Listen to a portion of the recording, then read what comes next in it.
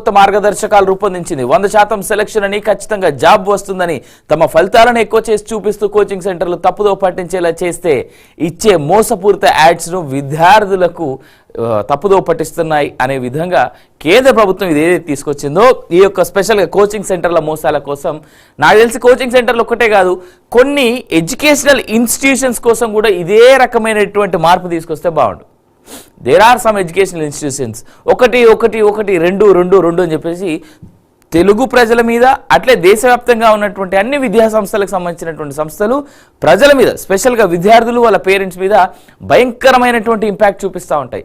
అట్లాంటి ఒకటి రెండు అని చెప్పుకునేటువంటి ఎడ్యుకేషనల్ ఇన్స్టిట్యూషన్స్ ఏవైతే ఉన్నాయో వాటి మీద కూడా ఇదే రకమైనటువంటి చర్య తీసుకుంటే నాకు తెలిసి అటు విద్యార్థులు ఇటు పేరెంట్స్ చాలా పెద్ద ఎత్తున ఆనందపడతారు. ఎందుకంటే అలాంటి ఇన్స్టిట్యూషన్స్లో రీసెంట్ టైమ్స్లో మనం భయంకరంగా చాలా పెద్ద ఎత్తున విద్యార్థుల యొక్క ఆత్మహత్యలు చూస్తూ ఉన్నాం. కాబట్టి ఐ వెల్కమ్ అట్లీస్ట్ కోచింగ్ సెంటర్ల మీద అయినా ప్రభుత్వం ఇప్పటికీ, కేంద్ర ప్రభుత్వం అట్లీస్ట్ ఇప్పటికైనా ఏదో ఒక చర్య తీసుకుంటున్నందుకు very happy for that. Yeah, bulldozer న్యాయానికి సుప్రీం బ్రేక్. అధికారులేమి జడ్జీలు కాదు, ఇంటిని కూల్చే అధికారం లేదు. దోషి అయినా కూల్చడానికి వీల్లేదు. కూల్చివేతల్లో నిబంధనలు ఉల్లంఘిస్తే అధికారుల జీతాల నుంచి పరిహారం. రాష్ట్రాలు అధికారులు హద్దు మీరొద్దు. ఒక వ్యక్తి నిందితుడైతే కూల్చివేతలతో ఫ్యామిలీ మొత్తాన్ని శిక్షించడం సరికాదు. నిర్మాణాల కూల్చివేతలపై సుప్రీం తీర్పు. ప్రభుత్వ భూములను ఆక్రమించి నిర్మించే కట్టడాలకు తీర్పు వర్తించదని స్పష్టీకరణ. నోటీస్ ఇచ్చి 15 రోజుల గడువు ఇవ్వాలి. దేశమంతా వర్తించేలా మార్గదర్శకాలంటూ చూస్తా ఉన్నాం. బేసిక్గా బుల్డోజర్ పాలన చాలా పెద్ద ఎత్తున ఉత్తరప్రదేశ్లో ఎక్కువ జరుగుతుంది. సో దాన్ని ఛాలెంజ్ చేస్తూ కొన్ని సంఘాలు, కొంతమంది అడ్వకేట్స్, కొంతమంది లీగల్ టీమ్స్ అంతా కలిసి సుప్రీంకోర్టులో కేసు వేయడం జరిగింది. కానీ సుప్రీంకోర్టు తీసుకున్నటువంటి ఈ జడ్జిమెంట్కి వ్యతిరేకం నేను అని చెప్పను, అలాగని చెప్పేసి సపోర్టివ్ అని చెప్పను. కానీ బుల్డోజర్ న్యాయం లేదా బుల్డోజర్ జడ్జిమెంట్ ఎప్పుడైతే ఉత్తరప్రదేశ్లో అవలంబించడం మొదలైందో, ఎప్పుడైతే అది ప్రాపర్గా జరగడం మొదలైందో ఉత్తరప్రదేశ్లో జరుగుతున్నటువంటి క్రైమ్స్ అన్ని కట్టడి చేయబడ్డాయి. మరి ఇవన్నీ సుప్రీంకోర్టు దృష్టికి పోలేదా? ఇవన్నిటి గురించి సుప్రీంకోర్టు ఆలోచించలేదా అనేటువంటి ప్రశ్నకి సమాధానం సుప్రీంకోర్టే చెప్పాలి. అధికారులేమి జడ్జీలు కాదు. ఒక వ్యక్తిని దోషిగా నిర్ధారించి ఇళ్లను కూల్చివేసే అధికారం లేదు. సొంత ఇల్లు అన్నది సామాన్యుల కళ. దాన్ని నెరవేర్చుకోవడంలో ఎన్నో ఏళ్ల శ్రమ ఉంటుంది. నిందితులకు కూడా రాజ్యాంగం కల్పించిన హక్కులు ఉంటాయి. ఒక వ్యక్తి దోషి అయితే మిగిలిన కుటుంబ సభ్యులందరినీ రోడ్డున పడేయడం సరికాదు. నిబంధనలకు విరుద్ధంగా ఒక్క నిర్మాణాన్ని కూల్చిన రాజ్యాంగ ఉల్లంఘనకు పాల్పడినట్టే అంటూ సుప్రీంకోర్టు ధర్మాసనం చేసినటువంటి వ్యాఖ్య. అధికారి న్యాయమూర్తిలా వ్యవహరించి ఒక వ్యక్తిని దోషిగా నిర్ధారించలేరు. అలా నిర్ధారించి తన నివాస వాణిజ్య భవనాలను కూల్చివేసి శిక్షించాలని నిర్ణయించడానికి వీల్లేదు. అలాంటి అధికారం కార్యనిర్వాహక అధికారికి లేదు అని సుప్రీంకోర్టు స్పష్టం చేసింది. ఏదైనా కేసులో నిందితుడు లేదా దోషిగా నిర్ధారించనున్న కారణంతో నిబంధనలు అనుసరించకుండా ఓ వ్యక్తి ఇంటిని కూల్చడం రాజ్యాంగ విరుద్ధమని పేర్కొంది. వివిధ కేసుల్లో ఆరోపణలు ఎదుర్కొంటున్న వ్యక్తుల ఆస్తుల్ని బుల్డోజర్లతో కూల్చివేయడాన్ని వ్యతిరేకిస్తూ దాఖలైన పిటిషన్లపై విచారణ జరిపిన జస్టిస్ బిఆర్ గవాయ్, జస్టిస్ కేవి విశ్వనాథన్ల ధర్మాసనం బుధవారం ఈ మేరకు తీర్పుని వెలువరించింది అంటూ మనం చూస్తా ఉన్నాం. అయితే సుప్రీంకోర్టుకు కానీ లేదా ఈ తీర్పును ఎంజాయ్ చేస్తున్నటువంటి కొంతమందికి నాదొక సూటి ప్రశ్న ఉంది. ఈ భారతదేశంలో రీసెంట్గా మళ్ళీ ఒకటే యాంగిల్ అని అనిపిస్తుందేమో చాలామందికి, కానీ కొన్ని సందర్భాలు స్పెషల్గా హిందూ దేవీ దేవతల యొక్క పండగలు ఒక ముఖ వాళ్ళపై రాళ్ల దాడి చేస్తుంది. మరి వాళ్ళ మీద ఇలా బుల్డోజర్ న్యాయం కాకపోతే ఇంకే రకమైనటువంటి చర్యలు తీసుకుంటే మంచిదని చెప్పి సుప్రీంకోర్టు అంటుంది. అంటే ఎంతకాలం దాన్ని ఉపేక్షించాలి అనేటువంటి ప్రశ్నకి సమాధానం ఖచ్చితంగా సుప్రీంకోర్టు చెప్పి తీరాలి. ఎందుకంటే ఇన్ని సంవత్సరాల్లో ఎప్పుడైతే ఉత్తరప్రదేశ్లో బుల్డోజర్ యొక్క న్యాయం జరగడం మొదలైందో అప్పటి నుంచి అవన్నీ తగ్గినాయి. సుప్రీంకోర్టుని కానీ ఇప్పుడు ద్విసభ్య ధర్మాసనం దీనికి సంబంధించి కేవలం ఇద్దరు సుప్రీంకోర్టుకి సంబంధించినటువంటి ఇద్దరు జస్టిస్ బిఆర్ గవాయ్ అలాగే జస్టిస్ కేవి విశ్వనాథన్ల ధర్మాసనం, ద్విసభ్య ధర్మాసనం ఈ తీర్పును వెలువరించింది.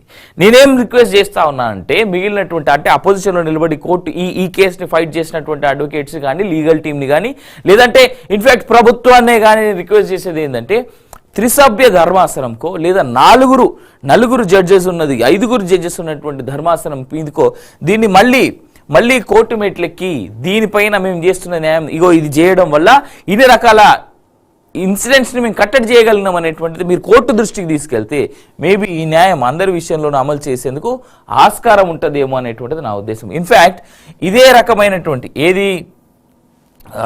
ఈ బుల్డోజర్ న్యాయాన్ని నేను కోరుకున్నా. అయితే ఇప్పుడు ఇచ్చినటువంటి ఈ యొక్క మేజర్ బుల్డోజర్ న్యాయంకి లేదా మేజర్ బుల్డోజర్ జడ్జిమెంట్స్కి అధికారులకు అధికారం లేదు కూల్చేయడానికి అని చెప్పింది వెనకాలన్నటువంటి కారణం మేజర్గా హైడ్రాకి సంబంధించినటువంటి అంశం బయటికి పోయింది. చూడండి ఇదిగో,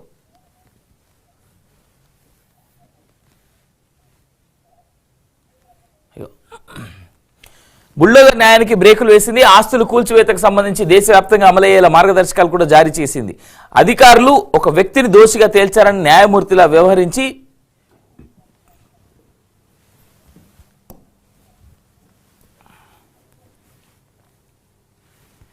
రాష్ట్రాలు ప్రభుత్వ అధికారులు హద్దుమీరి చర్యలు తీసుకోరాదని ఆదేశించిందంటే చూస్తా ఉన్నాం. మొత్తం 95 పేజీల తీర్పులో స్పష్టం చేసింది. తీర్పు రాసే ముందు జస్టిస్ బిఆర్ గవాయ్ ప్రజల సొంత ఇంటి కళపై ప్రముఖ హిందీ కవి ప్రదీప్ రాసిన కవితను ఉటంకించారు. సొంత ఇల్లు ఉండాలనేది ప్రతి ఒక్కరి కళ అంటూ ఇది ఆల్రెడీ మనం ముందులోనే చూసాము. అయితే ఇక్కడ మార్గదర్శకాలు చూద్దాం. చూడండి, షోకాజ్ నోటీసులు ఇవ్వకుండా కూల్చివేతలు చేపట్టరాదు. ఒకవేళ కూల్చివేస్తే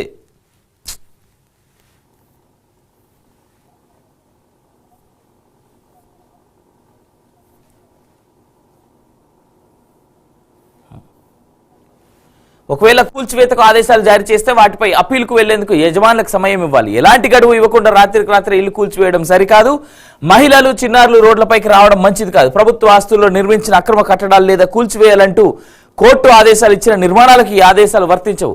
షోకాజ్ నోటీసులు ఇల్లు లేదా భవనాల వెలుపల అతికించాలి. కూల్చివేతకు 15 రోజుల ముందుగా నోటీసులు ఇవ్వాలి. నోటీసు ఇచ్చిన తర్వాతే దాని గురించి జిల్లా కలెక్టర్కు తెలియజేయాలి. మున్సిపల్ భవనాల కూల్చివేతకు గాను కలెక్టర్లు నోడల్ అధికారులను నియమించాలి. నిర్మాణాల్లో ఎలాంటి ఉల్లంఘనకు పాల్పడ్డారు, వ్యక్తిగత విచారణకు నిర్ణయించిన తేదీ, దాన్ని ఎవరు నిర్ధారించారు వంటి వివరాలన్నీ నోటీసులో ఉంచాలి. మున్సిపల్ అధికారులు 3 నెలల్లో డిజిటల్ పోర్టల్ను ఏర్పాటు చేయాలి. జారీ చేసిన ఆదేశాలు, నోటీసుల వివరాలను డిజిటల్ పోర్టల్లో పెట్టాలి.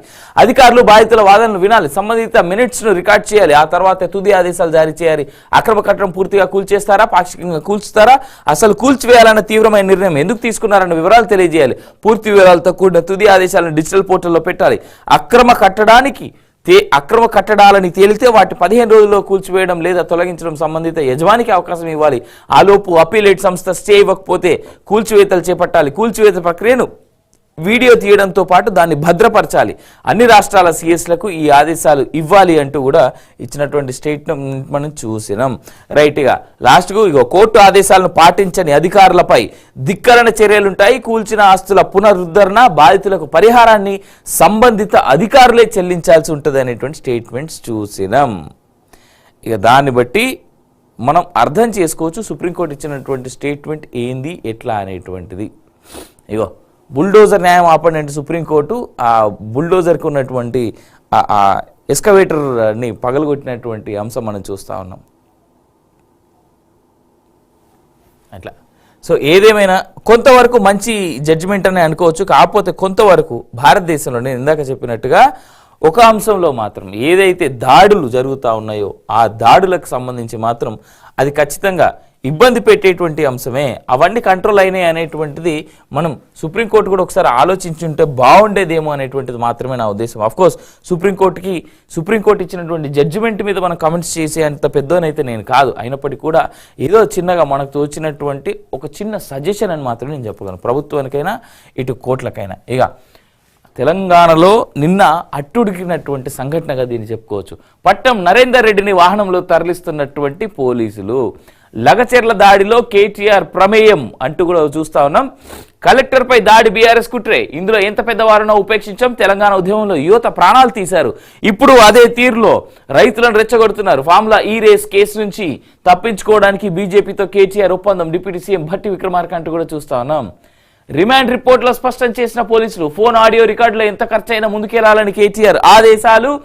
ఆ ఆదేశాలతోనే రంగంలోకి పట్నం నరేందర్ రెడ్డి వ్యూహాన్ని అమలు చేసిన సురేష్ రాజ్ A1గా పట్నం ప్రధాన కుట్రదారు ఆయనే. ఐజీ నిందితుడు సురేష్ రాజ్ను ఉసుగొల్పినట్లు వెల్లడి. కేబీఆర్ పార్కులో వాహ్యాలిలో ఉండగా పట్నం అరెస్ట్. వికారాబాద్లో విచారణ, తర్వాత కొడంగల్ కోర్టుకు 14 రోజుల రిమాండ్. చెర్లపల్లి జైలుకు తరలింపు. A2గా సురేష్ రాజ్, నరేందర్ రెడ్డి కాల్ డేటాపై ఆరా. కేటీఆర్ని నిందితుల జాబితాలో చేర్చే అవకాశాలు. దాని కంటిన్యూషనే ఇది బీఆర్ఎస్ నేతలు ఇచ్చినటువంటి కౌంటర్. కొడంగల్ నుంచి రేవంత్ భర్తం. సీఎం అల్లుడి కోసమే ఫార్మా విలేజ్. రైతుల భూములను లాక్కునే ప్రయత్నం. నరేందర్ రెడ్డిది అరెస్ట్ కాదు, కిడ్నాప్. సురేష్ బరాబర్ బీఆర్ఎస్ నాయకుడే. తన 7 ఎకరాల భూమి పోతోందని కలెక్టర్ను పద్ధతిగా ప్రశ్నించారు. నేను ఢిల్లీకి వెళ్లడం తప్పైతే సీఎం గవర్నర్ను కలవడము తప్పే. కేటీఆర్ నేడు రాష్ట్ర వ్యాప్త నిరసనలు, అధికారులపై దాడులను ఖండిస్తూ ఉద్యోగుల జేఏసీ పిలుపు అంటూ కూడా చూస్తా ఉన్నాం.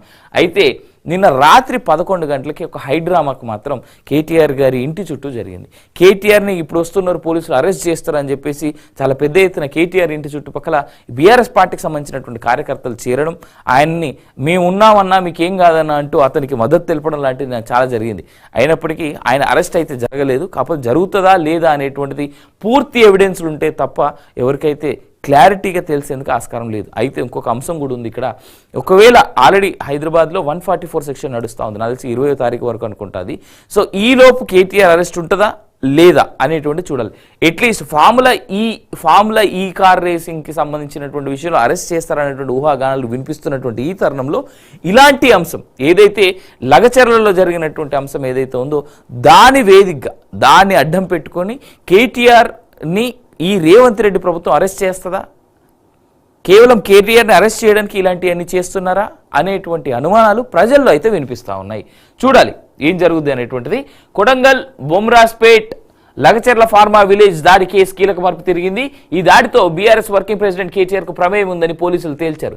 అంతేకాదు ఘటనకు ముందు ఆ తర్వాత కేటీఆర్ మాజీ ఎమ్మెల్యే పట్నం నరేందర్ రెడ్డి ఫోన్లో మాట్లాడిన ఆడియో రికార్డును, ఇతర సాంకేతిక ఆధారాలను పోలీసులు సేకరించారు. న్యాయ నిపుణుల సలహాతో ఈ కేసులో కేటీఆర్ను కూడా నిందితుడిగా చేర్చే అవకాశాలున్నట్లుగా తెలుస్తోంది.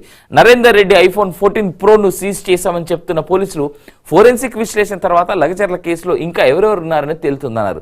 తొలుత ఈ దాడి వెనుక ప్రధాన సూత్రధారి బీఆర్ఎస్ మండల అధ్యక్షుడు సురేష్ రాజ్ అని పేర్కొన్న పోలీసులు అనూహ్యంగా కొడంగల్ మాజీ ఎమ్మెల్యే పట్నం నరేందర్ రెడ్డిని ఏవన్గా చూపించారు. సురేష్ వెనుక ఉంటూ కేటీఆర్ ఆదేశాలతోనే దాడికి కుట్ర చేసింది, కథ నడిపింది నరేందర్ రెడ్డి అని స్పష్టం చేశారు. పట్నం నరేందర్ రెడ్డిపై భారత శిక్షా స్మృతి BNS యాక్ట్ కింద కేసు నమోదు చేసినట్టుగా మనం అయితే చూస్తా ఉన్నాం. అయితే ఇక్కడ నిజంగానే కేటీఆర్ని ఈ యొక్క అంశంలో నిజంగా లాగుతుందా రాష్ట్ర ప్రభుత్వం అనేటువంటి ప్రశ్నకి సమాధానం చెప్పాలి. దీనికి సంబంధించి నిజంగా ఏ రకమైనటువంటి ఆధారాలు ఉన్నాయి? ఒకవేళ అది ఐఫోన్ 14 ప్రో కనుక అయితే అతని ఫోన్లో ఫోన్ రికార్డింగ్స్ ఉండేందుకు ఆస్కారం లేదు. కాకపోతే పోలీసులు ఏదైతే డీజీపీ, ఐజీ స్థాయి అధికారులు ఎవరైతే ఉన్నారో వాళ్ళు ఏదైతే ఈ యొక్క మొబైల్ కంపెనీ ఉందో అతను వాడుతున్నటువంటి సిమ్కి సంబంధించినటువంటి సంస్థ ఏదైతే ఉందో ఆ మొబైల్ ఆపరేటర్కి మాత్రం రిక్వెస్ట్ చేసుకొని వాళ్ళ కాల్ రికార్డింగ్స్, కాల్ డేటా తెప్పించుకునేందుకు మాత్రం పెద్ద ఎత్తున ఆస్కారం ఉంది.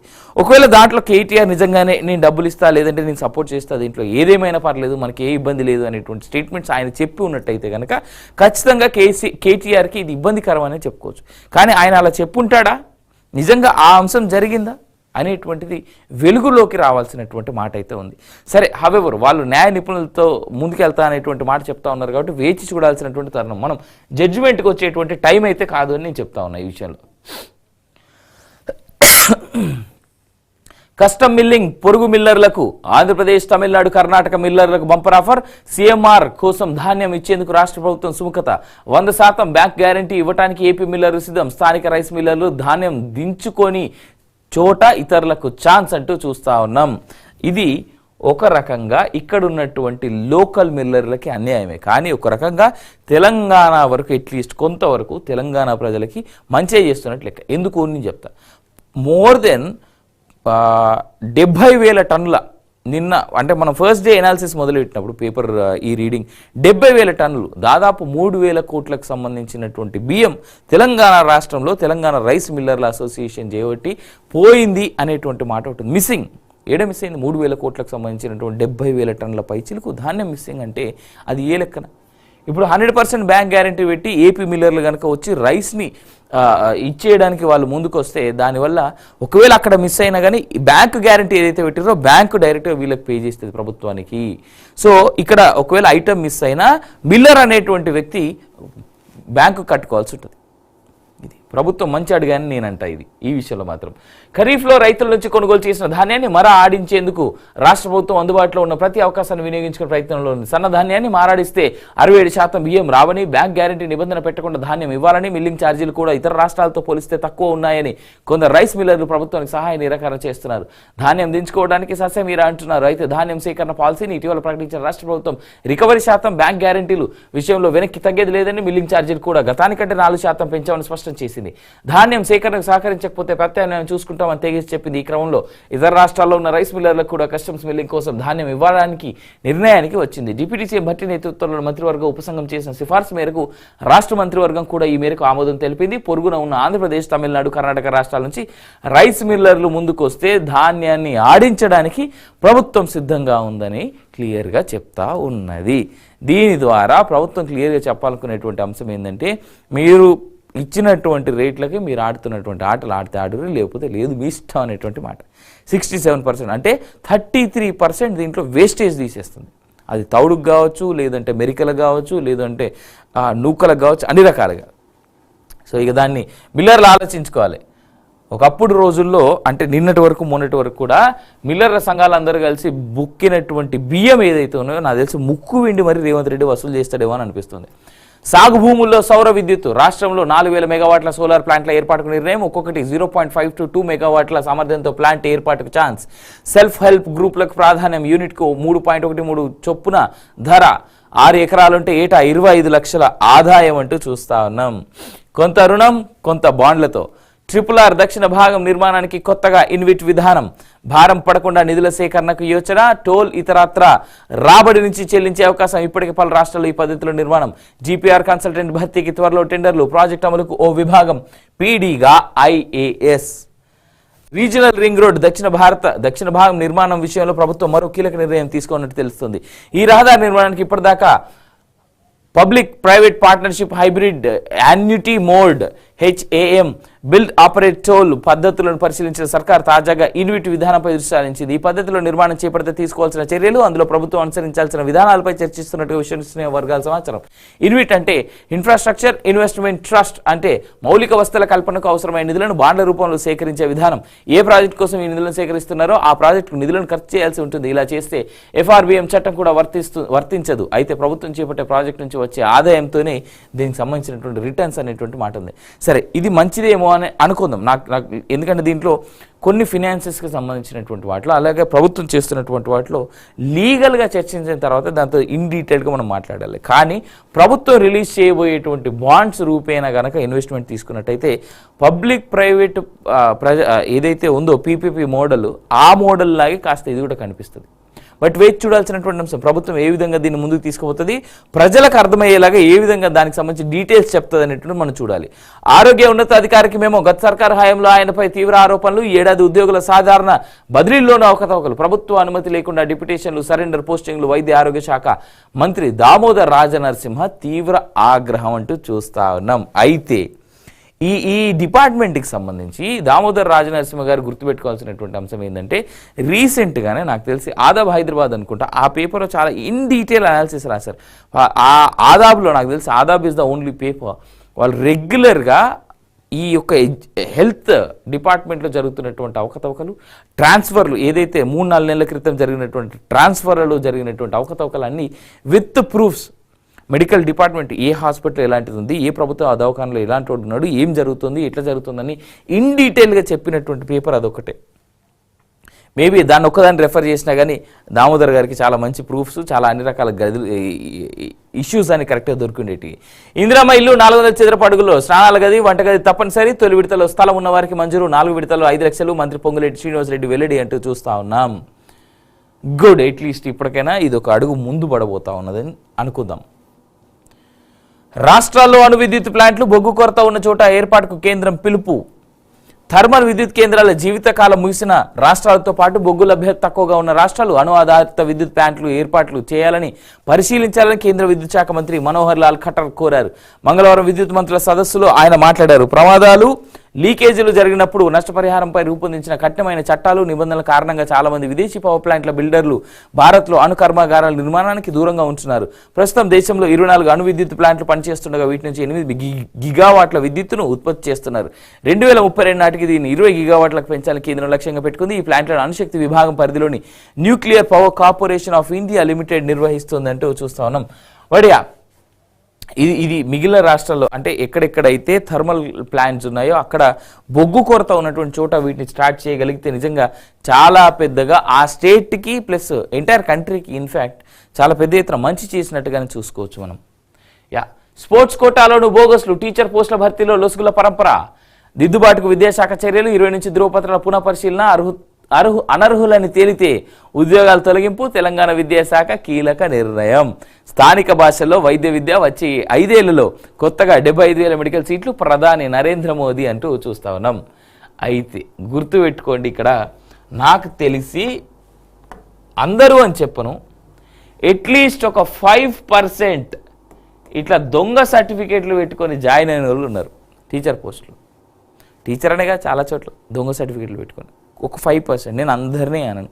సరే, అట్లీస్ట్ వర్స్ట్ కేస్ దీని let's make it 2%. 2% is not a small number కదా.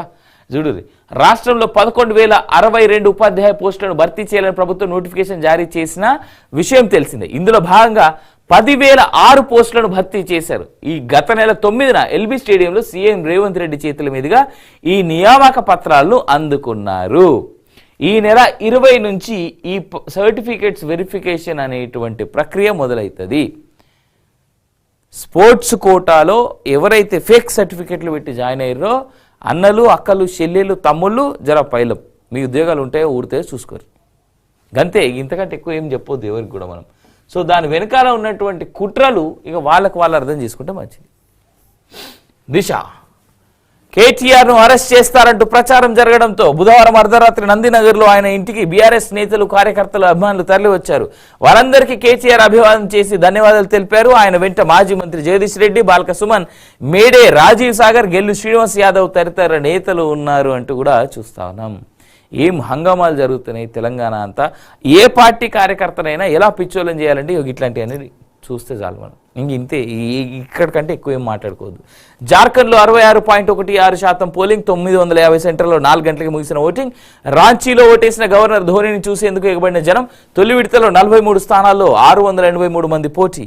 వయనాడులో 64.53% ఓటింగ్ అంటూ చూస్తా ఉన్నాం. ఓటు వేసేందుకు పోలింగ్ కేంద్రానికి వచ్చిన MS ధోని. సెలబ్రిటీలు వస్తారు, అందరు వస్తారు. ఇక్కడ ప్రాబ్లం వల్ల ఏంటంటే చదువుకున్న కొంతమంది మూర్ఖులు, దద్దమ్మలు, సాతగానోళ్ళు, దిక్కుమాలినోళ్ళు ఓట్లు వేయండిరా అంటే మాత్రం వేయరు చాలామంది. నేను రానటువంటి స్థానిక సంస్థల ఎన్నికలు కూడా మనం చూద్దాం, అప్పుడు కూడా ఎలాంటి ఓటింగ్ పర్సెంట్ అనేటువంటిది ఉంటుందో. స్పెషల్గా హైదరాబాద్ వరకు వచ్చినప్పుడు చూస్తే GHMC ఎన్నికలు అప్పుడు కావచ్చు, లేదంటే పార్లమెంటు, అసెంబ్లీ రెండు చూసినాం మనం.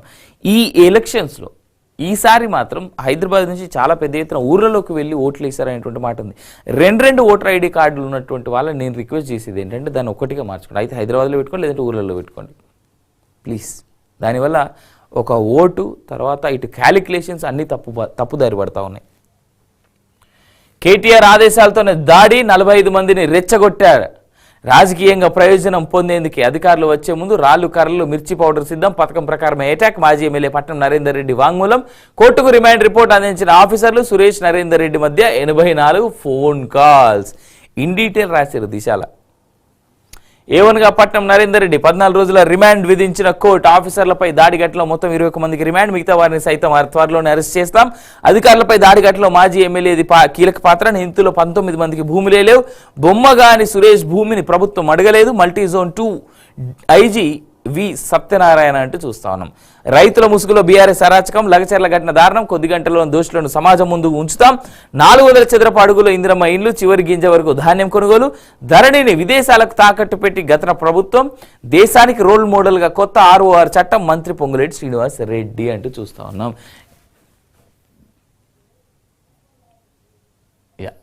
నేటి నుంచి ప్రజా విజయోత్సవాలు. కాంగ్రెస్ ప్రభుత్వం ఏర్పడి ఏడాది గడుస్తున్న సందర్భంగా ఎల్బీ స్టేడియంలో ప్రారంభం. హాజరు కానున్న సీఎం రేవంత్ రెడ్డి. 26 రోజుల పాటు వేడుకలు. నెహ్రూ జయంతి నుంచి సోనియా బర్త్డే వరకు అంటూ చూస్తా ఉన్నాం. ఇవాళ బాలల దినోత్సవం స్టార్ట్. అక్కడి నుంచి అధికారుల జీతం నుంచే పరిహారం వసూలు. అదే బుల్డోజర్ దానికి సంబంధించినటువంటి హైడ్రా మెయిన్ అని చెప్పిన కదా. ఇగో సుప్రీం ఆదేశాలు హైడ్రాకు వర్తించవు. యూపీలో నిందితుల ఇల్లు కూల్చివేతలకు మాత్రమే హైడ్రా కమిషనర్ ఏవి రంగనాథ్. కారుణ్య నియామకం తప్పనిసరి కాదు సుప్రీంకోర్టు. ఈయన రంగనాథ్ గారు నాకు తెలిసి మంచి లీగల్ టీంని పెట్టుకున్నారు. దాంట్లో డౌట్ అయితే నాకు కనబడతలేదు. సో ఆయన ఏ రకంగా యాక్షన్ తీసుకుంటారు ఇక్కడ నుంచి ఆయన చాలా క్లియర్గా చెప్తా ఉన్నాడు.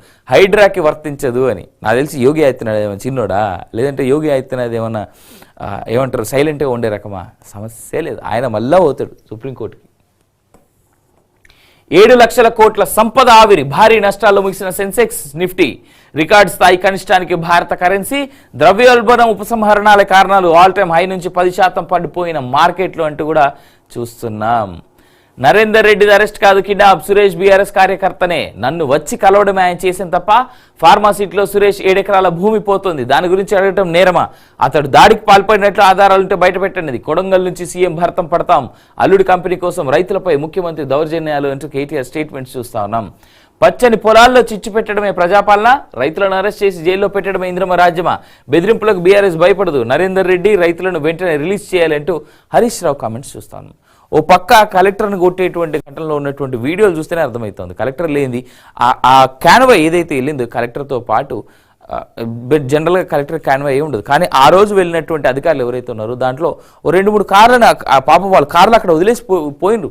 ఆ కార్లని పగలగొట్టినటువంటి వీడియో, దాని అద్దాలు కావచ్చు, దాన్ని డ్యామేజ్ చేసినటువంటి వీడియోలో ఫేసెస్ అన్ని కనిపిస్తూ ఉన్నాయి. కేటీఆర్ గారు మీరు కూడా ఇలా మాట్లాడితే ఎలాగండి? జస్ట్ ప్రశ్నించిన, మేమేమంటలేం మిమ్మల్ని. థ్రిల్లింగ్ విక్టరీ, 3వ టీ20లో సౌత్ ఆఫ్రికాపై భారత్ గెలుపు, చివరి ఓవర్ వరకు కొనసాగిన ఉత్కంఠ. తిలక్ వర్మ సూపర్ సెంచరీ, సిరీస్లో 2-1తో లీడ్లోకి టీమిండియా అంటూ చూస్తా ఉన్నాం. కోచింగ్ సెంటర్లు తప్పుడు ప్రకటనలు ఇవ్వద్దు, రైట్.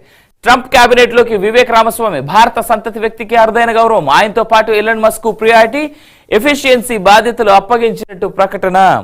నాకు తెలిసి మా మస్క్ మామంతా క్రేజీగా ఇంకోటి లేడు, ఇలన్ మస్క్ అంత క్రేజీగా ఇంకోటి లేడు.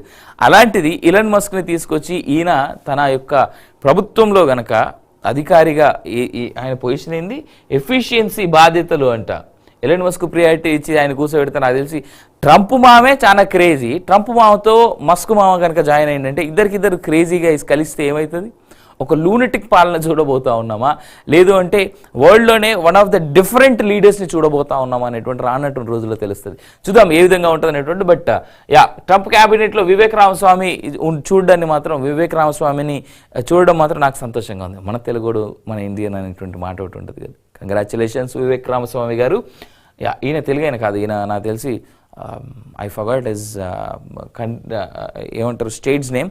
కానీ మన తెలుగు వాళ్ళు ఈసారి అధికారంలో ఉన్న వాళ్ళు, అంటే ఏదైతే ట్రంప్ గవర్నమెంట్ ఫామ్ అవుతుందో దాంట్లో 2 నుంచి 4 వరకు ఉన్నారు, 2 to 4 మెంబర్స్. చూడాలి, తెలుగు వాళ్ళు అల్లుడు కూడా ఉన్నాడబ్బా అని అంటారు. కోచింగ్ సెంటర్లు అయిపోయింది కదా దాన్ని. 21న హైదరాబాద్కు రాష్ట్రపతి ద్రౌపది ముర్ము కోటి దీపోత్సవానికి హాజరు. 22న మంథన్ 2024 ప్రారంభించనున్న ముర్ము. ఏర్పాట్లను సమీక్షించిన సిఎస్ శాంతకుమారి. సీఎంఆర్ ఇవ్వనందుకు రైస్ మిల్లుల వేలం. నర్సాపూర్కు చెందిన వ్యాపారి శ్రీధర్ గుప్తా మిల్లు చెప్తూ రెవెన్యూ రికవరీ చట్టం కింద సివిల్ సప్లై శాఖ స్వాధీనం. నేను చెప్పిన ఇందాక రైస్కి సంబంధించి వేరే మిల్లర్లకు ఇస్తే బ్యాంక్ గ్యారెంటీ పెడితే ఏం జరుగుతుంది? ఇట్లా ఏదైతే ప్రభుత్వానికి ఎగెనిస్ట్గా వీళ్ళు సరిగా పనిచేస్తలేరో దాని ఎఫెక్ట్ ఇది. తప్పు లేదు, ఇట్లనే చేయాలి. కాళేశ్వరం కమిషన్ గడువు పెంపు వచ్చే నెల 31 వరకు పొడిగిస్తూ ప్రభుత్వం ఉత్తర్వులు. క్వారీలో బొంద పెడతా, ప్రతి నెల అధికారులకు మామూలు పడేస్తున్నా, మమ్మల్ని ఎవ్వరూ ఏం చేయలేరు. తోగ్గూడెంలో రెచ్చిపోతున్న మైనింగ్ మాఫియా. కథనం రాసినందుకు దిశ విలేకరికి బెదిరింపు కాల్స్. అటుగా వెళ్లాలంటేనే వణికిపోతున్న ప్రజలు, ఆఫీసర్లు. పట్టించుకునే వారు లేక విచ్చలవిడిగా తవ్వకాలు. ఫారెస్ట్ రెవెన్యూ ల్యాండ్లో మైనింగ్. గతంలో బ్లాస్టింగ్ల కారణంగా 3 మృతి. 3 గ్రామాల ఇళ్లకు పొంచి ఉన్న ముప్పు. కేసులు గిరిజనులపై కాసులు గిరిజనేతరులకు. రెవెన్యూ, మైనింగ్, ఫారెస్ట్ అధికారులకు మాత్రమే సైలెంట్. క్వారీలో కొనసాగుతున్న పనులంటూ ఫోటోగ్రాఫ్ చూస్తా ఉన్నాం. సంవత్సరం మొత్తం నువ్వు వార్తలు రాసుకున్నా ఎవరు ఏం చేయలేరు. ప్రతి నెల అధికారులకు మామూలు పడేస్తున్నాం. క్వారీలోకి అడుగు పెట్టాలంటే విలేకరులు బెదిరించేస్తారు. ఒళ్ళు దగ్గర పెట్టుకోవాలి, లేదంటే క్వారీలోనే బొంద పెడతాం. ఇవి భద్రాద్రి కొత్తగూడెం జిల్లా పాల్వంచ మండలం తోగ్గూడెంలోని క్వారీ నిర్వాహకుల బెదిరింపులు. ఇటీవల దిశ పత్రికలో కథనం రావడంతో సదరు నిర్వాహకులు స్థానిక విలేకరికి ఫోన్ చేసి ఈ విధంగా బెదిరింపులకు పాల్పడ్డారు. విలేకరులే కాదు, క్వారీల వైపు వెళ్తున్న ప్రజలు కూడా నిర్వాహకుల నుంచి ఈ బెదిరింపులు కామన్. ఇక అధికారులు అయితే ఆ క్వారీల వైపు కన్నెత్తి కూడా చూడడం లేదు. రాజకీయ నాయకుల అండదండలు, అధికారుల సపోర్టుతో మైనింగ్ మాఫియా మరింత రెచ్చిపోతున్నదని పట్టించుకునేందుకు వారు లేక విచ్చలవిడి తవ్వకాలు చేస్తున్నారంటూ ఫారెస్ట్, రెవెన్యూ భూముల్లోనూ ఇష్టాన్ని రాజ్యంగా మైనింగ్ నిర్వహిస్తున్నారు. ఇంత జరుగుతున్న రెవెన్యూ, మైనింగ్, ఫారెస్ట్ అధికారులు పట్టించుకోవడం లేదు అంటూ చూస్తా ఉన్నాం. ఖమ్మం జిల్లాలో 3 మంత్రులు ఉన్నారు. పొంగులేటి శ్రీనివాసరెడ్డి, భట్టి విక్రమార్క, తర్వాత తుమ్మల నాగేశ్వరరావు. 3 మంత్రులు ఉన్నారు ఖమ్మం జిల్లా నుంచి. సార్ మీ కళ్ళకు కనబడతలేదా? ఖమ్మం జిల్లాలో ఇంత పెద్ద ఎత్తున జరుగుతుంది సార్. మొన్న రేవంత్ రెడ్డి గారు మాట అన్నారు, రెండోసారి మన ప్రభుత్వం అధికారంలోకి రాగానే మీ అందరికీ నేను ఇళ్ల స్థలాలు ఇస్తా అని చెప్పి జర్నలిస్టుల కోసం మాట చెప్పాడు. సార్ రేవంత్ గారు మీ కళ్ళకు కనబడతలేదా సార్? జర్నలిస్టులను బెదిరిస్తూ ఉన్నారా వీరు బొంద పెడతామని చెప్పేసి? ఎవరు అండదండలతో జరుగుతుంది సార్ ఇది?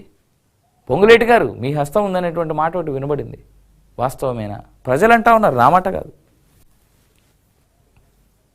రాష్ట్రంలో కమిషన్ పాలన, కులగణన పేరుతో ప్రజల ఆస్తిపాస్తులపై సర్కార్ కన్ను, ఫేక్ యాడ్స్తో మహారాష్ట్ర ప్రజలు మోసం చేసే ప్రయత్నం, అక్కడ ఎన్నికలకు తెలంగాణ సొమ్ము, ముస్లిం రిజర్వేషన్లను సుప్రీం కోర్టే కొట్టేసింది, అయినా మైనారిటీ రిజర్వేషన్లు అంటూ కాంగ్రెస్ మోసం, నాగ్పూర్ మీడియా సమావేశంలో సంజయ్. అన్ని వాస్తవాలే, కానీ ఇవి పబ్లిక్లోకి పోవు. ప్రతి పనిలో కాంట్రాక్ట్లో 15% మూసి పునరుజ్జీవం పేరుతో 1.5 లక్షల కోట్ల దోపిడీకి కుట్ర. తెలంగాణలో కమిషన్ పాలన నడుస్తుందని కేంద్ర హోంశాఖ సహాయ మంత్రి బండి సంజయ్ ఆరోపించారు. నాగ్పూర్లో బుధవారం మీడియాతో మాట్లాడిన ఆయన పాలకులు ప్రతి పనిలో కాంట్రాక్ట్లో 15% కమిషన్ తీసుకుంటూ తెలంగాణను లూటీ చేస్తున్నారని వ్యాఖ్యానించారు. ముస్లిం రిజర్వేషన్లు అమలు చేయలేదని సుప్రీంకోర్టు కొట్టేసినప్పటికీ మైనారిటీ రిజర్వేషన్ల అమలు పేరుతో మహారాష్ట్ర ప్రజలను కాంగ్రెస్ మోసం చేయాలని చూస్తున్నదని విమర్శించారు బండి సంజయ్ గారు. మహిళను 20 ముక్కలుగా నరికి హత్య, ఆపై పొలంలో పాతిపెట్టిన నిందితుడు. ఇద్దరి మధ్య విభేదాలే కారణం. భద్రాద్రి కొత్తగూడెం జిల్లాలో దారుణ ఘటన చోటు చేసుకుంది. ఓ మహిళను ఆమె ప్రియుడు 20 ముక్కలుగా నరికి హత్య చేశాడు. అనంతరం తన పొలంలోనే పాతిపెట్టాడు. ఇంతకంటే దారుణాలా? ఇంతకంటేనా? ఎక్కడో వేరే రాష్ట్రాల్లో అయినా, నేను బీహారు, ఉత్తరప్రదేశ్, ఆ పైన జార్ఖండ్, ఒరిస్సా లాంటి రాష్ట్రాల్లో అయినా, తెలంగాణలో కూడా ఇట్లా తయారైనరా? సరైనటువంటి శిక్షలు లేవని చాలా సందర్భాల్లో నేను చెప్పిన, ఇప్పుడు మళ్ళీ చెప్తా ఉన్నా. ఇట్లాంటివి జరిగితే సరైన శిక్ష పడితే మిగిలిన వాళ్ళందరూ సెట్ అవుతారు. దేశంలో కూడా బిఎన్ఎస్ యాక్ట్లో ఈ విషయాలపై ఖచ్చితంగా మార్పు రావాలి. లేకపోతే ఆడబిడ్డల్ని కోల్పోవడం.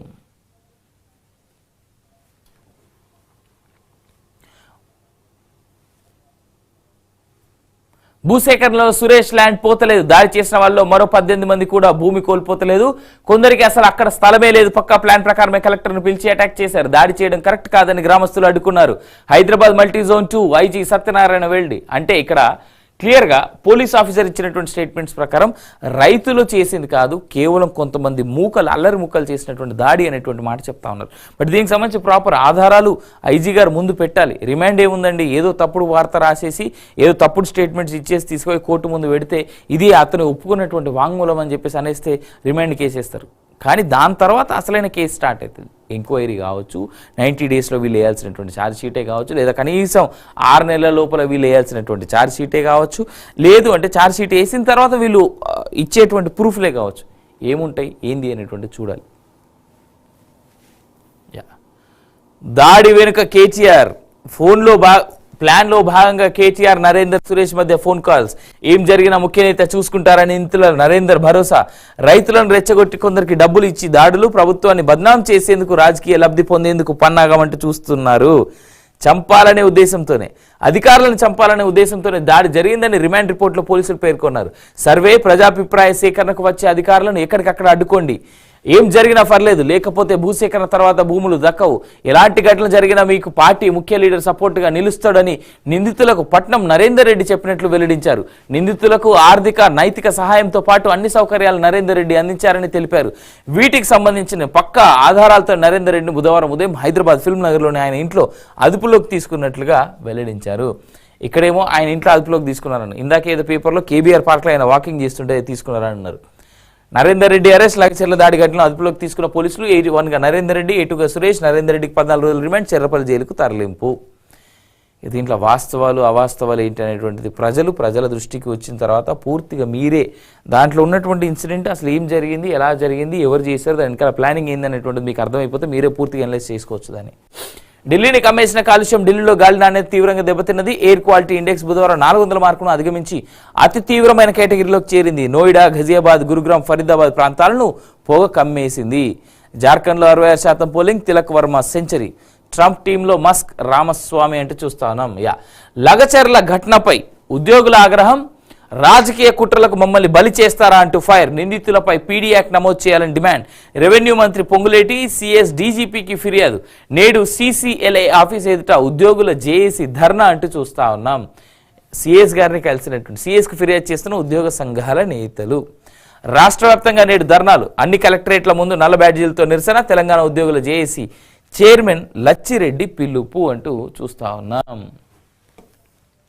కలెక్టర్పై దాడి వెనుక కేసీఆర్ ఉన్న వదలం. దాడి చేసింది బీఆర్ఎస్ వాళ్ళే. డిప్యూటీ సీఎం భట్టి కాల్ డేటాల అసలు గుట్టు బయటకు వస్తున్నది. ఎంతటి వారినా సహించేది లేదు. కేసీఆర్ హరీష్ తలకిందులుగా తపస్సు చేసిన ప్రభుత్వాన్ని అస్థిరపరచలేరు. ఫార్ములా రేస్ కేసు నుంచి విచారణ తప్పించుకోవడానికి బీజేపీతో కేసీఆర్ ఒప్పందం అంటూ చూస్తా ఉన్నాం. రౌడీ షీటర్లతో దాడి చేయించారు మంత్రి కోమటిరెడ్డి వెంకటరెడ్డి. దాడి విషయంలో బీజేపీ స్టాండ్ చెప్పాలి. మంత్రి పొన్నం ప్రభాకర్ సరిపోయారు, అన్ని రకాలుగా సరిపోయారు. అనుమతి లేకుండా స్టూడెంట్ల ఫోటోలు వాడొద్దు, అది కోచింగ్ సెంటర్లకు సంబంధించినటువంటి మ్యాటరు. ఒక చీటింగ్, 2 ఆత్మహత్యలు, ఒక హత్య. నిందితుడు వీరభద్రం, హత్యకు గురైన స్వాతి. కొత్తగూడెం జిల్లా జూలూరుపాడు మండలంలో దారుణం. ఉద్యోగం ఇప్పిస్తామని దంపతుల నుంచి 16 లక్షల వసూలు చేసిన యువకుడు జాబ్ ఇప్పించకపోవడంతో దంపతుల ఆత్మహత్య. ఆర్థిక లావాదేవీల విషయంలో గొడవ, యువతి హత్య. చేనులో పాతిపెట్టి లొంగిపోయిన నిందితుడు. అసలు ఆ పేపర్లో ఎందుకు చదవలేదంటే ఈ మ్యాటర్ కోసం చదవలేదు. ఇందాక 20 ముక్కలని చదివినాం కదా, ఆ 20 ముక్కల మ్యాటర్ ఇది. ఒక చీటింగ్ 3 మరణానికి దారితీసింది. ఉద్యోగం ఇప్పిస్తామని నమ్మించి దంపతులను 2 మోసం చేశారు. దీంతో వాళ్ళు ఆత్మహత్య చేసుకున్నారు. అయితే ఆర్థిక లావాదేవీల విషయంలో గొడవ జరగడంతో మోసం చేసిన వారిలో ఒకరైన యువతి హత్యకు గురైంది. ఈ ఘటన భద్రాద్రి కొత్తగూడెం జిల్లాలో జరిగింది. జూలూరుపాడు మండలంలోని సాయిరాం తండాకు చెందిన రత్నకుమార్ పార్వతి దంపతులు. వీళ్ళు చుంచుపల్లిలో ఉంటూ విద్యానగర్ కాలనీలో ఓ షాపింగ్ మాల్లో పనిచేస్తూ ఉన్నారు. ఇది కంటిన్యూషన్ 6వ పేజీలో ఉంది. Let's go and see the 6th page.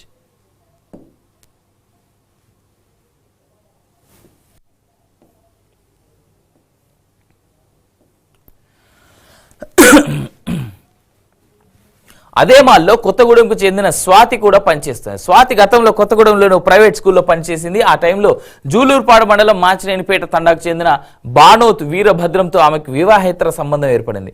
అయితే షాపింగ్ మాల్లో పనిచేస్తున్న రత్నకుమార్ పార్వతి స్వాతి మధ్య పరిచయం ఏర్పడగా ఈ క్రమంలో స్వాతి వీరభద్రం కలిసి సింగరేణిలో ఉద్యోగం ఇప్పిస్తామంటూ రత్నకుమార్ పార్వతిని నమ్మించారు. దీంతో వారు తమ వద్ద ఉన్న బంగారం ఆభరణాలు అమ్మడంతో పాటు మరికొంత అప్పుగా తెచ్చి మొత్తం 16 లక్షలు స్వాతి వీరభద్రంకు ఇచ్చారు. కానీ ఉద్యోగం ఇప్పించకపోవడంతో మోసపోయామని గుర్తించిన పార్వతి రత్నకుమార్ 4 రోజుల కిందట ఆత్మహత్య చేసుకున్నారు. ఇక డబ్బుల విషయంలో గొడవ రాగా స్వాతితో వివాహేతర సంబంధం ఉన్న వీరభద్రం 2 ఏళ్ల కింద నందిని అనే యువతిని పెళ్లి చేసుకున్నాడు. 2 నెలల కింద స్వాతికి మాచినేని పేటలోని తన సొంత ఇంటికి తీసుకొచ్చాడు. దీంతో వీరభద్రం నందిని మధ్య గొడవ జరగడంతో నందిని 4 రోజుల కింద పుట్టింటికి వెళ్ళింది. ఈ క్రమంలో పార్వతి రత్నకుమార్ ఆత్మహత్యలపై ఆ ఊరి పెద్దలు పంచాయతీ నిర్వహించి 8 లక్షలు ఇచ్చేలా స్వాతి వీరభద్రంతో ఒప్పందం కుదిర్చారు. డబ్బుల విషయంలో స్వాతి వీరభద్రం మధ్య గొడవలు మొదలయ్యాయి. రత్నకుమార్ ఫ్యామిలీకి 8 లక్షలు కట్టాల్సి ఉండడం, భార్య పుట్టింటికి పోవడంతో స్వాతిని హత్య చేయాలని నిర్ణయించుకున్నాడు. ఈ నెల 9న ఇంట్లో ఎవరు లేని టైంలో సుత్తితో స్వాతిపై తలపై కొట్టి చంపాడు. డెడ్ బాడీని గోనె సంచిలో కట్టి తన పొలంలో పాతి పెట్టాడు. ఎవరికీ అనుమానం రాకుండా స్వాతి కనిపించడం లేదంటూ గ్రామంలోని అందరినీ అడుగుతూ తిరిగాడు. గ్రామస్తులకు తెలిసిపోతుందన్న భయంతో జూలూరుపాడు పోలీస్ స్టేషన్కు వచ్చి బుధవారం లొంగిపోయాడు. అనంతరం పొలంలో పాతిపెట్టిన స్వాతి డెడ్ బాడీని బయటికి తీసి పోస్ట్ మార్టం నిర్వహించారు. కేసు నమోదు చేసుకుని దర్యాప్తు చేస్తున్నామని పోలీసులు తెలిపారు. ఇక దీన్ని బట్టి అర్థం చేసుకోవచ్చు జనం ప్రజలు ఏ విధంగా, అంటే ఒక తప్పు చేసిండు అయిపోయింది, ఇంకో తప్పుకెళ్ళి కూడా ఎట్లా ఆయన తప్పించుకోవాలనేటువంటి ముచ్చట పెట్టుకొని ఆయన ప్లాన్ చేసుకొని ఆయన ఒకవైపు భార్య, ఇంకోవైపు దోస్తు, ఇంకోవైపు ఆయన గర్ల్ ఫ్రెండ్, ఆల్రెడీ ఇంకో 2 డెడ్. అక్రమ సంబంధాలు జోలికి పోడేందుకు, ఇట్లాంటి కథలు పడేందుకు? మంచి ఫ్యామిలీలు ఉన్నాయి, ఒక కుటుంబం బాయ్ ఆల్రెడీ ఆత్మహత్య చేసుకున్న వాళ్ళు వేరు. ఇగో ఇతను చంపినటువంటి వ్యక్తి ఆ స్వాతి. 39 రైలు రద్దు. పెద్దపల్లి జిల్లాలో గూడ్స్ రైలు పట్టాలు తప్పడంతో దెబ్బతిన్న ట్రాక్. ఆకస్మికంగా రైళ్ల రద్దుతో ప్రయాణికుల ఆందోళన. ఘటనాస్థలిని పరిశీలించిన ఎంపీ వంశీకృష్ణ త్వరగా రిపేర్లు చేయాలంటూ అధికారులకు ఆదేశం. పెద్దపల్లి జిల్లాలో మంగళవారం రాత్రి గూడ్స్ రైలు పట్టాలు తప్పి ట్రాక్ దెబ్బతినడంతో సికింద్రాబాద్ నాగ్పూర్ మధ్య 39 రైళ్లు రైల్వే అధికారులు ఆకస్మికంగా రద్దు చేశారు. మరికొన్ని రైళ్లను దారి మళ్లించారు. అయితే ముందే సమాచారం లేకుండా రైళ్లను ఎలా రద్దు చేస్తారంటూ ప్రయాణికులు ఆందోళనకు దిగారు. పెద్దపల్లి రాఘవాపూర్ కన్నాల మధ్య మంగళవారం రాత్రి గజియాబాద్ నుంచి కాజీపేట వైపు వెళ్తున్న గూడ్స్ రైలు పట్టాలు తప్పింది. రైలు అది ఓవర్ వెయిట్ అయిందంట, దాంట్లో ఓవర్లోడ్ అయిందంట. మరి రైల్వే అధికారులు కూడా దాన్ని లోడింగ్ చేస్తున్నప్పుడు ఏం చేసిరా అనేటువంటి ప్రశ్నకు సమాధానం వాళ్ళే చెప్పాలి. రైట్. ఈనాడు ఆంధ్రప్రదేశ్. అసభ్య పోస్టులు పెట్టిన వారిపై కేసులు పెడితే తప్పేంటి? సోషల్ మీడియాలో ఏమైనా చేయొచ్చు అనుకుంటే కుదరదు. అలాంటి వారిని చట్టం ముందు నిలబెట్టాల్సిందే. న్యాయమూర్తులను సైతం వదలకుండా పోస్టులు పెట్టారు. అసభ్యకర పోస్టులు పెడుతూ భయభ్రాంతులకు గురి చేస్తున్నారు. హైకోర్టు ప్రధాన న్యాయమూర్తి ధర్మాసనం తీవ్ర వ్యాఖ్యలు. పిల్ దాఖలు చేయడంపై అభ్యంతరం. చట్ట ప్రకారం ముందుకెళ్తున్నప్పుడు ప్రభుత్వాన్ని ఎలా నిరోధించగలం? ధర్మాసనం స్పందిస్తూ వ్యక్తుల ప్రతిష్టను దిగజారుస్తున్న వారిపై కేసులు నమోదు చేస్తే తప్పేముందని వ్యాఖ్యానించింది. ప్రతి విషయాన్ని క్షుణ్ణంగా పరిశీలించి కేసులు నమోదు చేసి చట్ట ప్రకారం ముందుకెళ్తున్నప్పుడు ప్రభుత్వాన్ని తాము ఎలా నిరోధించగలమని ప్రశ్నించింది. పోలీస్ కేసులపై అభ్యంతరం ఉంటే ఆయా వ్యక్తులు వ్యక్తిగతంగా క్వాష్ పిటిషన్ వేసి పోరాడాలి, కానీ పిల్ ఎలా దాఖలు చేస్తారని నిలదీసింది. పిటిషనర్ తరఫున న్యాయవాది స్పందిస్తూ ప్రభుత్వ యంత్రాంగం వెనుక ఉండి మూకుమ్మడిగా కేసులు పెట్టడాన్ని ప్రోత్సహిస్తోందన్నారు. సోషల్ మీడియాలో పోస్టులు పెడుతున్న వారిపై రాష్ట్ర వ్యాప్తంగా ఒకే పద్ధతిలో 100 మందిపై కేసులు పెడుతున్నారని చెప్పారు అంటూ చూస్తా ఉన్నాం. ఆఖరికి హైకోర్టు మళ్ళా ముట్టికాయలు వేస్తున్నా కానీ వీళ్ళు ఎందుకు మారతలేరో తెలియదు నాకు. కానీ ఒకటైతే వాస్తవం, హైకోర్టు చాలా క్లియర్గా చెప్తా ఉన్నది. ఏమని? చాలా క్షుణ్ణంగా ఇన్ డీటెయిల్గా ప్రతి డీటెయిల్ని తీసుకొచ్చి వాళ్ళు కేసులు పెట్టేటప్పుడే ఆధారాలతో సహా పెడతా ఉన్నారు కదా. మరి మేము ఎట్లా క్వశ్చన్ చేస్తాం ప్రభుత్వాన్ని? మీరు పిల్ దాఖలు చేసే బదులు క్వాష్ చేసుకోండి, ఒకవేళ దాంట్లో తప్పుడు కేసు ఏదైనా ఉంటే మేము క్వాష్ చేస్తాం కంప్లీట్ కేసుని అనేటువంటి మాట కోర్టు చెప్తా ఉన్నది. మరి ఈ వైపు ఎందుకు అడుగులేస్తలేరు వాళ్ళు? దయచేసి ఇటు అపోజిషన్ వాళ్ళని, ఇప్పుడు ఎవరి మీద అయితే కేసులు పెడుతున్నారని మీరు ఇబ్బంది పడతా ఉన్నారో, ఆ కేసులు ఎవరి మీద అయితే పడతా ఉన్నాయో, ఏ పార్టీ వ్యక్తుల మీద అయితే పడతా ఉన్నాయో, ఆ పార్టీ వ్యక్తులు కావచ్చు, ఎవరైనా కావచ్చు, గతంలో మీరు చేసినటువంటి పోస్ట్ ఒకసారి మీరే తీసి చూసుకోండి, మీ దగ్గర ఉంటాయి. లేదా వాళ్ళ దగ్గర స్క్రీన్ షాట్లు ఉంటాయి, అడిగినా కానీ వాళ్ళు ఇస్తారు మీకు. అలా ఎవరి మీద అయితే ఇప్పుడు కేసులు నమోదవుతూ ఉన్నాయో వాళ్ళు పిల్స్ వేయకుండా డైరెక్ట్ క్వాష్ చేయండి, మమ్మల్ని అరెస్ట్ చేయొద్దు, లేదా ఈ తప్పుడు కేసు అని చెప్పేసి. అప్పుడు కోర్టు నమ్మిందనుకోండి ఈ కేసులో తప్పు లేదని క్వాష్ చేసేస్తుంది, లేదనుకోండి అరెస్ట్ చేసి లోపలేస్తుంది. సింపుల్. ఆడుదాం ఆంధ్ర అక్రమాలపై విచారణ తూచ్. 119 కోట్ల కార్యక్రమంలో భారీగా అవినీతి, పరికరాల కొనుగోళ్లు, ముగింపు ఉత్సవాల పేరిట కోట్లలో దోపిడీ. సమగ్ర విచారణ చేయాలని సిఐడికి శాప్ చైర్మన్ లేఖ. ఒక్కరోజు విచారణతో సరిపెట్టిన సిఐడి అంటూ కూడా చూస్తా ఉన్నాం. గత ప్రభుత్వం కోట్ల రూపాయల ప్రజాధనం మంచినీళ్ళ ఖర్చు చేసి వైకాపా నేతలు అందిన మేరకు కమిషన్ల రూపంలో జేబుల్లో వేసుకున్న ఆడుదాం ఆంధ్ర కార్యక్రమంపై సిఐడి ఎన్ని రోజులు విచారించిందో తెలుసా? ఒక్కటంటే ఒక్కరోజే. ఇంత భారీ కుంభకోణాన్ని ఒక్క రోజులో వెలికి తీయొచ్చా? అంతటి పరిశోధన సామర్థ్యం మన సిఐడికి ఉందా? ఆడుదాం ఆంధ్ర కార్యక్రమానికి వైకాపా ప్రభుత్వం చేసిన 119 కోట్ల ఖర్చుపై విచారణ చేపట్టాలని రాష్ట్ర క్రీడా ప్రాధికార సంస్థ శాప్ చైర్మన్ రవినాయుడు ఆ ఖర్చు లెక్కలతో 40 రోజుల క్రితం సిఐడికి లేఖ రాశారు. విచారణ పేరుతో శాప్ కార్యాలయానికి ఒకే రోజు వచ్చిన అధికారులు మళ్ళీ కనిపించలేదు. ఆడుదాం ఆంధ్రలో క్రీడా పరికరాలు, టీ-షర్ట్లు కొనుగోళ్లు, క్రీడాకారులకు భోజన వసతి, రవాణా ఖర్చుల్లో గత ప్రభుత్వ పెద్దలు, అప్పట్లో కొందరు అధికారులు కమిషన్ల రూపంలో కోట్ల రూపాయలు కొల్లగొట్టినట్లు ఫిర్యాదులు వెల్లువెత్తున్నాయి. సిఐడి విచారణ తూతు మంత్రంగా సాగితే ఈ అవినీతి భాగోతం బయటపడేదేలా? ఇలాగే తాత్సారం చేస్తే రికార్డులు మాయమైన ఆశ్చర్యం లేదు అంటూ చూస్తా ఉన్నాం. ఇక క్రీడా పరికరాల కొనుగోలుకు 37.750 కోట్లు, పోటీలకు క్రీడా సామాగ్రి కొనుగోలులో భారీ కుంభకోణం చోటు చేసుకున్నదని ప్రధాన అభియోగం. ఢిల్లీ, ఉత్తరప్రదేశ్, బెంగళూరు తదితర ప్రాంతాలకు చెందిన 6 సంస్థల నుంచి 37.50 కోట్లకు పైగా విలువైన క్రీడా సామాగ్రి కొన్నారు. క్రీడలతో ఏమాత్రం సంబంధం లేనటువంటి సామాగ్రి కానీ కంపెనీలు కానీ అని చెప్పేసి కంటిన్యూషన్ చూస్తా ఉన్నాం. సిఐడి అధికారులు కూడా ఈ విధంగా తాత్సారం చేస్తున్నారంటే వాళ్ళకు కూడా ఏమైనా ప్రాప్తి ఉన్నదా అనేటువంటిది ప్రజలు అడుగుతున్నటువంటి ప్రశ్న, మనం కాదు, మనం అడగాల్సిన పనే లేదు. సిఐడి అధికారులు కానీ, ఇంకో స్థాయి అధికారులు కానీ, ఇంకోరు కానీ, ఏసీబీ వాళ్ళు కానీ సరిగ్గా ఎంక్వైరీ చేస్తలేరంటే వాళ్ళకు కూడా కావాల్సినటువంటి వెళ్ళాల్సినటువంటి ముడుపులు ముట్టినాయా అనేటువంటి ప్రశ్న ప్రజల్లో వస్తుంది. మరి దీనికి సమాధానం చెప్పాల్సినటువంటి బాధ్యత అధికారులపైనే ఉంది. అధికారులు మీరు స్పందించాలి. ఒక్కరోజు ఎంక్వైరీ చేస్తారా? 119 కోట్ల అంటే 120 కోట్ల స్కామ్లో ఒకటే రోజు ఎంక్వైరీయా? పోనీ నిజంగా శాప్ ఆఫీస్ నుంచి ఏ రకమైనటువంటి డాక్యుమెంట్లు, పేపర్లు మీరు బయటికి తెచ్చారు చెప్పురా ఒక్క రోజుతో? ఆ స్పోర్ట్స్ అథారిటీ దగ్గర నుంచి ఎన్ని పేపర్లు తెచ్చారు? స్పోర్ట్ మినిస్టర్ ఆఫీస్ నుంచి ఎన్ని పేపర్లు తెచ్చారు? ఫినాన్స్ ఆఫీస్ నుంచి ఎన్ని పేపర్లు తెచ్చారు?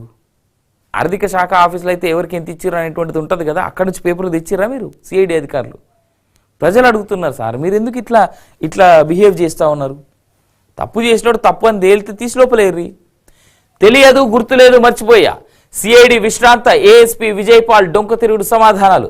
ఎవరి ప్రోద్బలంతో రఘురామన్ కస్టడీలోకి తీసుకొని కొట్టారనే దానిపై ప్రశ్నలు. ప్రకాశం ఎస్పీ దామోదర్ నేతృత్వంలో 6 గంటల పాటు విచారణ. ఈ పోలీసుల విచారణ చాలా ఇంట్రెస్టింగ్ ఉంటుంది. ఫస్ట్ ఏం చేస్తారంటే అడుగుతారు, తెలియదు, గుర్తులేదు, మర్చిపోయా అని చెప్తే దాని తర్వాత డిఫరెంట్ యాంగిల్లో అడుగుతారు. ఆఖరికి పోలీసుల పైన 3rd డిగ్రీ కూడా వాడతారు. తెలుసా ఎంతమంది తెలిసింది? విచారణలో సహకరించకపోతే ఏ జరుగుతాయి. కించపరిచే పోస్టులు పెట్టేందుకు రామ్ గోపాల్ వర్మకు నోటీసులు, పోసాని కృష్ణమురళిపై పలుచోట్ల ఫిర్యాదులు, నటి శ్రీరెడ్డిపై కేసు నమోదు. ఆనాడు నేను ఎవరి వైపు నిల్చుంటలేను కానీ ఈ 3 పేర్లు రామ్ గోపాల్ వర్మ కావచ్చు, పోసాని కృష్ణమురళి కావచ్చు, ఆ తర్వాత శ్రీరెడ్డి కావచ్చు, ఈ 3 మనకు సినిమాల్లో ఆ 4 అని ఉంటారు కానీ ఆ 4లో బోర్గడ్ అనిల్ ఆల్రెడీ అరెస్ట్ అయింది కాబట్టి ఈ 3 ఆ +1 అరెస్ట్ అయినటువంటి వ్యక్తి.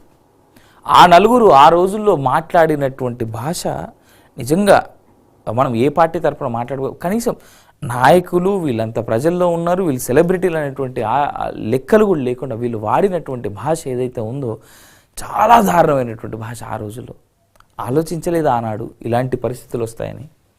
బట్ ఇప్పటికైనా మనుషులు మారితే బాగుంటుంది. మీరు విమర్శలు చేసుకోండి, ఏమైనా చేసుకోండి, ప్రజలకు పనికొచ్చేవి చేయండి, కానీ భాష అత్యంత జుగుప్సాకరమైనటువంటి భాషలో వీళ్ళంతా మాట్లాడినటువంటి తీరు. నిన్న మొన్న ఎప్పుడో పోసాని కృష్ణమురళి ప్రెస్ మీట్ పెట్టి కూడా అదే రకమైనటువంటి భాషలో ఇంకా మాట్లాడుతూ ఉన్నాడు. ఎప్పుడు మారుతారో ఈ జనాలంతా. మాజీ మంత్రి అంబటి నివాసంలో వైకాపా సోషల్ మీడియా కార్యకర్త అరెస్ట్. హోంమంత్రి అనితపై అభ్యంతరకర పోస్టులు పెట్టిన నిందితుడు నూజివీడు పోలీసుల అదుపులో రాజశేఖర్ రెడ్డి మధ్యలో ఉన్నటువంటి వ్యక్తి. ఆర్థిక సవాలున కృష్ణా గోదావరి పెన్నా అనుసంధానిస్తా 3వ పక్షంతో అధ్యయనం చేయించండి, జలవనరులపై సమీక్షలో సీఎం అంటూ చూస్తా ఉన్నాం. అప్పులే తప్ప ఆస్తులు సృష్టేది, రూపాయిలో 19 పైసలు అప్పు తీర్చేందుకే జగన్ హయాంలో చివరి ఏడాది లెక్కలు, 2023-24 ఆర్థిక స్థితిపై కాగ్ నివేదిక అంటూ చూస్తా ఉన్నాం.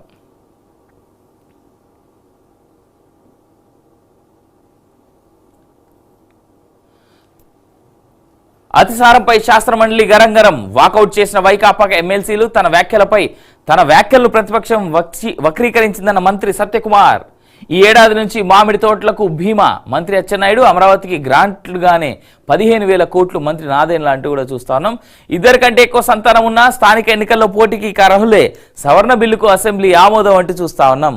Good, very good, very very good, very very good. So ఇది హవెవర్ ఏదేమైనా ఒకటి, సోషల్ మీడియాలో నిన్నటి వరకు పోస్టులు ఒక పార్టీ మీద ఒక వ్యక్తుల మీద కాకుండా, సెలబ్రిటీల మీద అని కాకుండా ఎవరి మీద ఎవరు రాంగ్ పోస్టింగ్లు చేసినా, జుగుప్సాకరమైనటువంటి భాష వాడినా, అత్యంత హేయంగా మాట్లాడినా కానీ వాళ్ళందరి మీద కూడా కఠిన చట్టాలు పెట్టి కఠిన శిక్షలు వేయాలని చెప్పేసి మాత్రం నేను కోరుకుంటూ, ఇది ఇవాల్టి first edition with me Avinash Janagama on BRK news. Stay tune, రేపు మళ్ళీ కలుద్దాం.